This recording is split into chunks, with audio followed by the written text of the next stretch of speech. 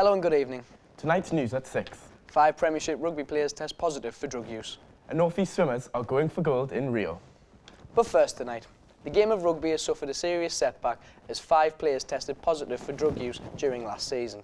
The tests were announced in the annual anti-doping report by the RFU. Joe Pennington reports. The rugby union scene in the area is healthy, with Tyndale, Darlington Moden Park and Sunderland rugby clubs all looking up to the heights of the Newcastle Falcons. It is no surprise rugby is such a popular sport for young sportsmen and women. However, this new setback has put rugby back under a dark cloud. After Matt Stevens was found guilty of recreational drug use in 2008, 5 more have now been found guilty of the same offence. The 5 players, who are unknown even to their own clubs, have been given a fine of £5,000 and have been given counselling and rehabilitation sessions. And players at Sunderland University's rugby club weren't too happy about the news. I think it's really disappointing if you take it. Like, you're not really a team player. If you're going to take drugs, that's going to like change the way that you play, that your mind plays, like your mind in the game. Sort of like it gives us a bad representation of rugby players. Like, we obviously do have a representation of we drink a lot, we have a good time, but when you start like bringing drugs involved with it, it's something which you'd never think of before, especially professional players as well.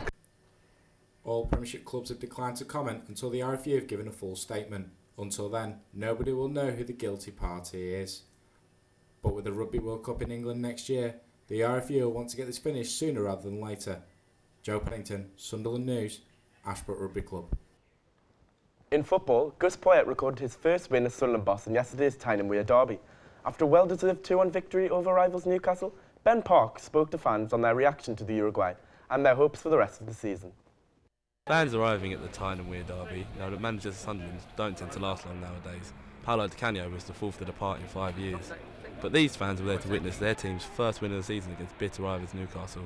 After a diabolical debut but a miraculous second game, is Gus Poyet really in with a chance of real success? When you get new managers, like, the fans actually know who the better players are than he because we've obviously watched every minute that they've played at the club, and although he's been keeping an eye on Sunderland, he obviously hasn't been here. He's been at Brighton and he's been wherever, so he's only got what he's got off the training ground to go off. The result against Newcastle was a very bright day for Sunderland. We went and spoke to fans to see how they thought the result was going and now if the season's looking up. I think the Brighton outfit was a different ploy there. You know, I think he's did what he had on. I think we got some fresh blood on the front of the ship, and he's steering us in the right direction. I bet as much money as you like. You're going to have to say. Sunderland heroes hang on the walls of the Stadium of Light. Could one day Gus Poyet's picture be a proud part of the history? By beating Newcastle, it's finally giving supporters some hope, really, and the season a bit of lift off at last.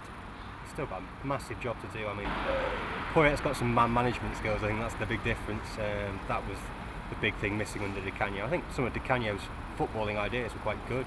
It's just he couldn't manage people. Di Canio's reign is over, but the Poyet revolution has just begun. Fans are happy, things are looking up, might be all good for Sunderland future. Ben Park, reporting for Mac 142 News. Police are praising fans for their good behaviour at the Tyne and Wear derby. However, it wasn't without incidents, with 7 arrests made. The early opening times of the pubs on derby day have been criticised, but the anticipated violence was kept to a minimum. The fans are well segregated and a heavy police presence kept any potential unrest at bay. This was a vast improvement on last season's clashes that led to trouble on the streets of Newcastle. Even if we had the game kicking off at 8 AM, there would be a certain percentage of the crowd which will have drank to excess. The later you go in the day, that number will rise. By and large, fans on the day were extremely well behaved throughout, and we were pleased with the response that they made to our pleas for calm. The 2012 Paralympics saw one of the largest medal hauls brought home by our GB athletes. This amazing achievement has had a large impact here in the North East. 18-year-old Nicole Lough and 16-year-old Matthew Wiley both swim at the City of Sunderland club. They train up to 25 hours a week as well as attending full-time college courses. The support these athletes are receiving is making the dream all the more possible. Their coach believes they have the potential to be picked for the Games.